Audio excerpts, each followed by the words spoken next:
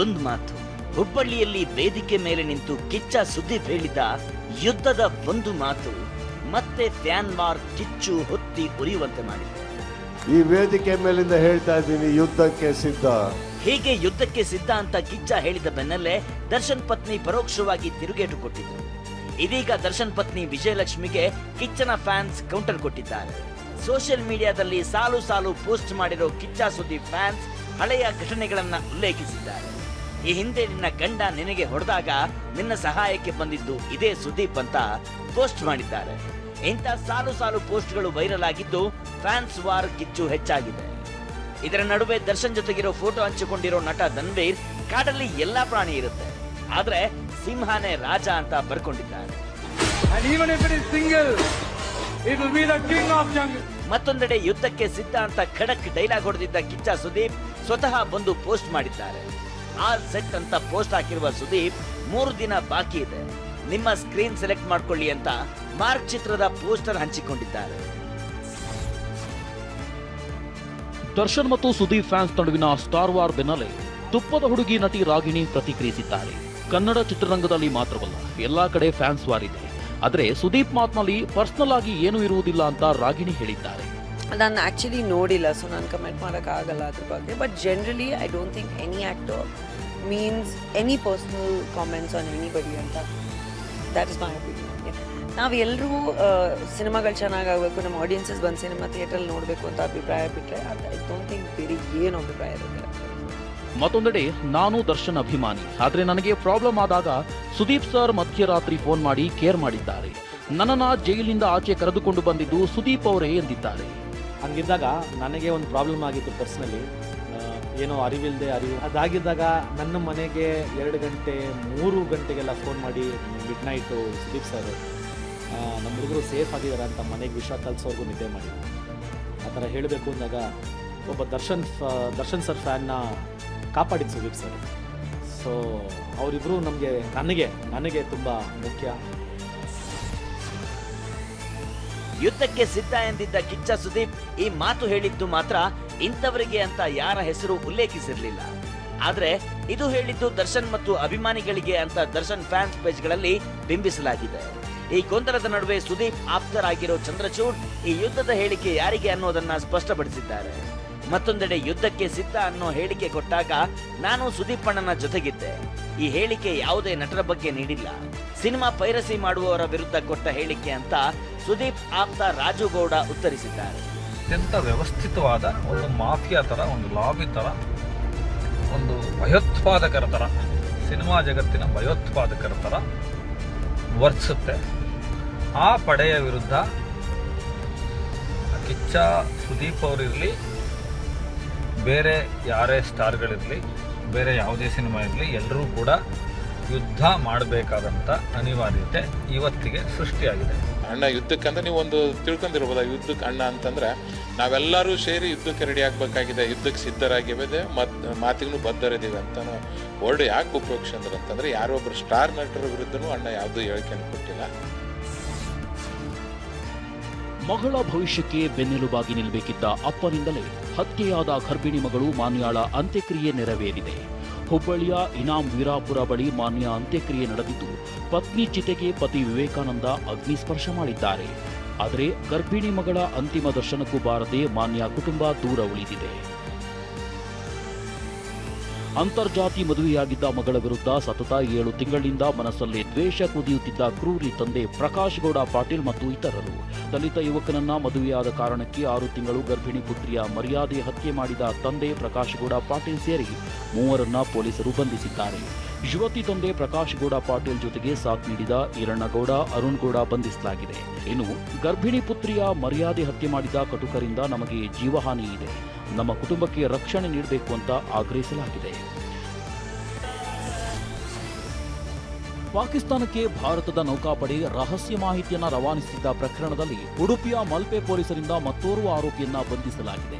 ಗುಜರಾತ್ನ ಆನಂದ ತಾಲೂಕಿನ ಕೈಲಾಸನಗರಿ ನಿವಾಸಿ 34 ವರ್ಷದ ಹಿರೇಂದ್ರನನ್ನ ಉಡುಪಿಯಲ್ಲಿ ಅರೆಸ್ಟ್ ಮಾಡಲಾಗಿದೆ.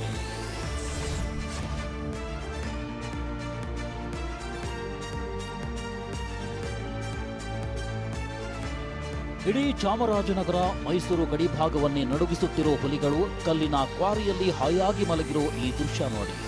ಚಾಮರಾಜನಗರದ ನಂಜೆ ದೇವಾಪುರ ಗ್ರಾಮದ ಬಳಿ 5 ಹುಲಿಗಳು ಇರೋ ಎಕ್ಸ್ಕ್ಲೂಸಿವ್ ದೃಶ್ಯಗಳು TV9ಗೆ ಲಭ್ಯವಾಗಿವೆ. ಕಲ್ಲು ಕ್ವಾರಿಯಲ್ಲಿ ಮಲಗಿರೋ ಹುಲಿಗಳ ಲೊಕೇಶನ್ನ ಅರಣ್ಯಾಧಿಕಾರಿಗಳು ಈಗಾಗಲೇ ಡ್ರೋನ್ ಕ್ಯಾಮೆರಾ ಮೂಲಕ ಟ್ರ್ಯಾಕ್ ಮಾಡಿದ್ದಾರೆ. ಚಾರ್ಜ್ ಶೀಟ್ ಸಲ್ಲಿಕೆ ಮಾಡಲಾಗಿದೆ. ಚಾರ್ಜ್ ಶೀಟ್ನಲ್ಲಿ ಭೈರತಿ ಬಸವರಾಜ್ ತಲೆಮರೆಸಿಕೊಂಡಿದ್ದು ಆತನ ವಿಚಾರಣೆ ಬಾಕಿ ಇದೆ ಅಂತ ಉಲ್ಲೇಖಿಸಲಾಗಿದೆ. ಇನ್ನು ಭೈರತಿ ಬಸವರಾಜು ತಲೆಮರೆಸಿಕೊಂಡಿದ್ದು ಆತನ ವಿಚಾರಣೆ ಬಾಕಿ ಇದೆ ಎಂದು ತಿಳಿಸಿದ್ದಾರೆ. ಎಲ್ಲ ಅಜಿತ್ ಅಲಿಯಾಸ್ ಮಲಯಾಳಿ ಅಜಿತ್ ಸಹ ವಿಚಾರಣೆ ನಡೆಸಬೇಕಿದೆ ಎಂದು ಚಾರ್ಜ್ ಶೀಟ್ನಲ್ಲಿ ಉಲ್ಲೇಖ ಮಾಡಲಾಗಿದೆ. ಇನ್ನು ಮಂಗಳವಾರ ಭೈರತಿ ಬಸವರಾಜು ಜಾಮೀನು ವಿಚಾರಣೆ ನಡೆಯಲಿದೆ.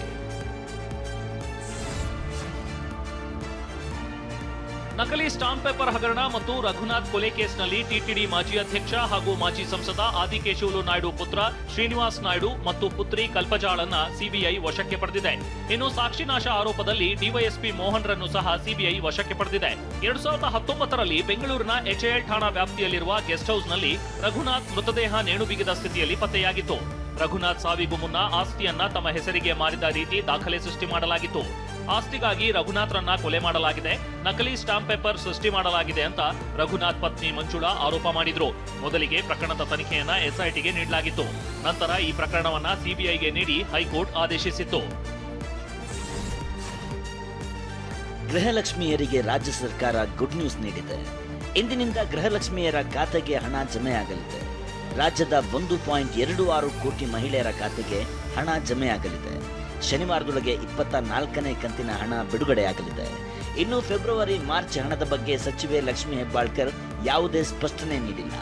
ಇನ್ನು ಫೆಬ್ರವರಿ ಮಾರ್ಚ್ ತಿಂಗಳಿನ ಹಣ ಯಾವಾಗ ಹಾಕ್ತೀರಾ ಎಂಬ ಮಾಧ್ಯಮಗಳ ಪ್ರಶ್ನೆಗೆ ಪ್ರತಿಕ್ರಿಯೆ ನೀಡಿದ ಸಿಎಂ ಸಿದ್ದರಾಮಯ್ಯ, ನೋಡ್ತೀವಿ, ಪರಿಶೀಲನೆ ಮಾಡ್ತೀವಿ ಎಂದಿದ್ದಾರೆ.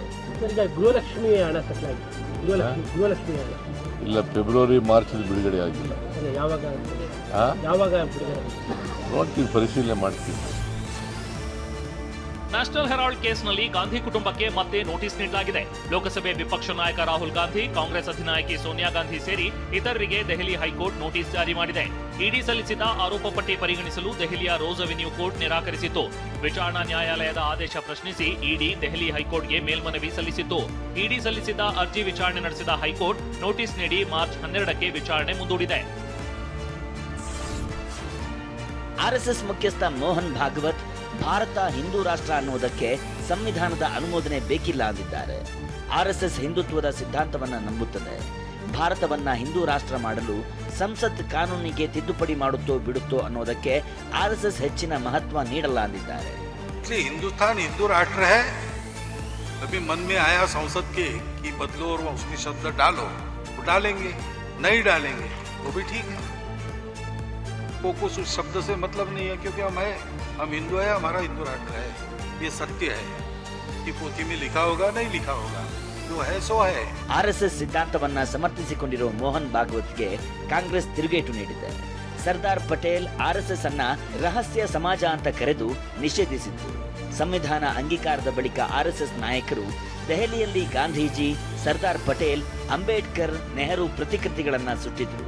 ಮಹಾತ್ಮ ಗಾಂಧೀಜಿಯನ್ನ ಕೊಲ್ಲುವಂತಹ ವಾತಾವರಣ ಸೃಷ್ಟಿಸಿದ್ದು ಯಾವ ಸಿದ್ಧಾಂತ ಅಂತ ಕಾಂಗ್ರೆಸ್ ನಾಯಕ ಜೈರಾಮ್ ರಮೇಶ್ ಕಿಡಿಕಾರಿದ್ದಾರೆ. ವಾಯುಮಾಲಿನ್ಯ ನಿಯಂತ್ರಣಕ್ಕೆ ದೆಹಲಿ ಸರ್ಕಾರ ಹೆಚ್ಚು ಮಾಲಿನ್ಯ ಉಂಟು ಮಾಡುವ ಫ್ಯಾಕ್ಟರಿಗಳ ವಿರುದ್ಧ ಸೀಲಿಂಗ್ ಕ್ಯಾಂಪೇನ್ ಶುರು ಮಾಡಿದೆ. ಹೆಚ್ಚು ಮಾಲಿನ್ಯ ಉಂಟು ಮಾಡುವ ಫ್ಯಾಕ್ಟರಿಗಳನ್ನ ಯಾವುದೇ ನೋಟಿಸ್ ನೀಡದೆ ಸೀಲ್ ಮಾಡಲಾಗುತ್ತೆ ಅಂತ ದೆಹಲಿ ಪರಿಸರ ಸಚಿವ ಮಜಿಂದರ್ ಸಿಂಗ್ ಸಿರ್ಸಾ ಎಚ್ಚರಿಕೆ ನೀಡಿದ್ದಾರೆ. ಈಗಾಗಲೇ ಮಾಲಿನ್ಯ ನಿಯಂತ್ರಣಕ್ಕಾಗಿ ದೆಹಲಿಯಲ್ಲಿ ಗ್ರಾಫ್ 4 ನಿಯಮಗಳನ್ನ ಜಾರಿಗೆ ತರಲಾಗಿದೆ. ಮಾಲಿನ್ಯ ನಿಯಂತ್ರಣ ಪ್ರಮಾಣ ಪತ್ರ ಇಲ್ಲದ ವಾಹನಗಳಿಗೆ ಪೆಟ್ರೋಲ್, ಡೀಸೆಲ್ ಹಾಕುತ್ತಿಲ್ಲ. 20% ಸಿಬ್ಬಂದಿಗೆ ಮನೆಯಿಂದಲೇ ಕೆಲಸ ಮಾಡುವಂತೆ ಸೂಚಿಸಲಾಗಿದೆ. ಈ ನಿಯಮ ಉಲ್ಲಂಘಿಸುವ ಕಂಪನಿಗಳ ವಿರುದ್ಧ ಕಠಿಣ ಕ್ರಮ ಕೈಗೊಳ್ಳುವುದಾಗಿ ಸಿರ್ಸಾ ಎಚ್ಚರಿಕೆ ನೀಡಿದ್ದಾರೆ. ಆರ್ಸಿಬಿ ತವರು ಚಿನ್ನಸ್ವಾಮಿ ಕ್ರೀಡಾಂಗಣದಲ್ಲಿ ಪ್ರೇಕ್ಷಕರಿಲ್ಲದೆ ಕ್ರಿಕೆಟ್ ಪಂದ್ಯ ನಡೆಸಲು ಅನುಮತಿ ನೀಡುವಂತೆ ಕೆಎಸ್ಸಿಎ ರಾಜ್ಯ ಸರ್ಕಾರಕ್ಕೆ ಮನವಿ ಮಾಡಿದೆ. ಕಳೆದ ಜೂನ್ನಲ್ಲಿ ಆರ್ಸಿಬಿ ಸಂಭ್ರಮಾಚರಣೆ ವೇಳೆ ಸಂಭವಿಸಿದ ಕಾಲ್ತುಳಿತ ದುರಂತದ ಬಳಿಕ ಚಿನ್ನಸ್ವಾಮಿಯಲ್ಲಿ ಯಾವುದೇ ಪಂದ್ಯ ನಡೆದಿಲ್ಲ. ಇದೀಗ ಪ್ರೇಕ್ಷಕರಿಲ್ಲದೆ ದೇಸಿ ಏಕದಿನ ಪಂದ್ಯಾವಳಿ ವಿಜಯ್ ಹಜಾರೆ ಟ್ರೋಫಿ ಪಂದ್ಯ ನಡೆಸಲು ಕೆಎಸ್ಸಿಎ ಅನುಮತಿ ಕೋರಿದೆ. ಅವ್ರು ಹೇಳೋದು ಏನಂದರೆ, ಅವರ ರಿಕ್ವೆಸ್ಟ್ ಇರೋದು ಕೆಎಸ್ಸಿಎದವ್ರದ್ದು, ಸ್ಪೆಕ್ಟೇಟರ್ಸ್ನನ್ನು ನಾವು ಅಲೋ ಮಾಡೋದಿಲ್ಲ, ಓನ್ಲಿ ಮ್ಯಾಚಸ್ ಮಾತ್ರ ಆಡಿಸ್ಕೊಡ್ತೀವಿ, ಅದಕ್ಕೆ ಪರ್ಮಿಷನ್ ಕೊಡಿಸಿ ಅಂತ ಕೇಳ್ತಿದ್ದಾರೆ. ಕ್ರೈಸ್ತ ಮುಸ್ಲಿಂ ಧರ್ಮ ಮತ್ತು ಧರ್ಮಗ್ರಂಥದ ಬಗ್ಗೆ ಬೆಂಗಳೂರಿನ ಸತ್ಯನಿಷ್ಠ ಆರ್ಯ ಎಂಬಾತ ಅವಹೇಳನಕಾರಿ ಹೇಳಿಕೆ ನೀಡಿದ ವಿಡಿಯೋ ವೈರಲ್ ಆಗಿದೆ. ಬೆಂಗಳೂರಿನ ಕೋರಮಂಗಲ ಠಾಣಾ ವ್ಯಾಪ್ತಿಯಲ್ಲಿ ಘಟನೆ ನಡೆದಿದೆ. ಈ ಬಗ್ಗೆ ಇದುವರೆಗೂ ಯಾವುದೇ ಲಿಖಿತ ದೂರು ದಾಖಲಾಗಿಲ್ಲ. ಆದರೆ ವಿಡಿಯೋ ಬಗ್ಗೆ ಮಾಹಿತಿ ಕಲೆ ಹಾಕಿದ ಕೋರಮಂಗಲ ಪೊಲೀಸರು ವಿಡಿಯೋ ಆಧರಿಸಿ ಹೇಳಿಕೆ ನೀಡಿದ ವ್ಯಕ್ತಿಗೆ ಹುಡುಕಾಟ ನಡೆಸಿದ್ದಾರೆ. ಬೆಂಗಳೂರಿನ ನಮ್ಮ ಮೆಟ್ರೋ ಯೆಲ್ಲೋ ಲೈನ್ ಪ್ರಯಾಣಿಕರಿಗೆ ಬಿಎಂಆರ್ಸಿಎಲ್ ಗುಡ್ ನ್ಯೂಸ್ ನೀಡಿದೆ. ಮಂಗಳವಾರದಿಂದ ಯೆಲ್ಲೋ ಲೈನ್ನಲ್ಲಿ ನಾಳೆ ಬೆಳಗ್ಗೆ 6ರಿಂದ 6ನೇ ಮೆಟ್ರೋ ರೈಲು ಸಂಚಾರ ನಡೆಸಲಿದೆ. ರೈಲ್ವೆ ಇಲಾಖೆ ಡಿಸೆಂಬರ್ 21ರಿಂದ ರೈಲು ಟಿಕೆಟ್ಗಳ ಬೆಲೆಯನ್ನ ಕಿಲೋಮೀಟರ್ಗೆ 1 ಪೈಸೆಯಷ್ಟು ಹೆಚ್ಚಿಸಿದೆ. 215 ಕಿಲೋಮೀಟರ್ ಮೀರಿದ ಪ್ರಯಾಣಕ್ಕೆ ಈ ದರ ಅನ್ವಯವಾಗಲಿದೆ. ಮೇಲ್, ಎಕ್ಸ್ಪ್ರೆಸ್ ಸೇರಿದಂತೆ ಎಲ್ಲಾ ಎಸಿ ಕ್ಲಾಸ್ಗಳ ಟಿಕೆಟ್ ಬೆಲೆಯನ್ನ ಕಿಲೋಮೀಟರ್ಗೆ 2 ಪೈಸೆಯಷ್ಟು ಹೆಚ್ಚಿಸಲಾಗಿದೆ. ಈ ಸಂಬಂಧ ಟ್ವೀಟ್ ಮಾಡಿರುವ ಎಐಸಿಸಿ ಅಧ್ಯಕ್ಷ ಮಲ್ಲಿಕಾರ್ಜುನ ಖರ್ಗೆ, ಮೋದಿ ಸರ್ಕಾರ ಜನಸಾಮಾನ್ಯರನ್ನ ಲೂಟಿ ಮಾಡಲು ಎಲ್ಲಾ ಅವಕಾಶಗಳನ್ನ ಬಳಸಿಕೊಳ್ತಿದೆ ಅಂತ ಕಿಡಿಕಾರಿದ್ದಾರೆ. ಬೆಂಗಳೂರಲ್ಲಿ ಟನಲ್ ರಸ್ತೆ ನಿರ್ಮಿಸಲು ಅದಾನಿ ಗ್ರೂಪ್ ಅತ್ಯಂತ ಕಡಿಮೆ ಬಿಡ್ಡಿಂಗ್ ಮಾಡಿದೆ ಎನ್ನಲಾಗಿದೆ. ಸರ್ಕಾರ 17,698 ಕೋಟಿ ವೆಚ್ಚದಲ್ಲಿ ಟನಲ್ ರಸ್ತೆ ನಿರ್ಮಾಣಕ್ಕೆ ಮುಂದಾಗಿದೆ. ಅದಾನಿ ಗ್ರೂಪ್ 22,267 ಕೋಟಿ ಬಿಡ್ಡಿಂಗ್ ಮಾಡಿದೆ ಎನ್ನಲಾಗಿದೆ. ಈ ಸಂಬಂಧ ಪ್ರತಿಕ್ರಿಯೆ ನೀಡಿದ ಡಿಕೆ ಶಿವಕುಮಾರ್, ಅದಾನಿ ಆಗ್ಲಿ ನಾನಾಗ್ಲಿ ಯಾರೇ ಬಿಡ್ಡಿಂಗ್ ಮಾಡಲಿ ಸರ್ಕಾರ ಏನ್ ಘೋಷಣೆ ಮಾಡಿದೆಯೋ ಅಷ್ಟೇ ಕೊಡೋದು ಅಂದಿದ್ದಾರೆ.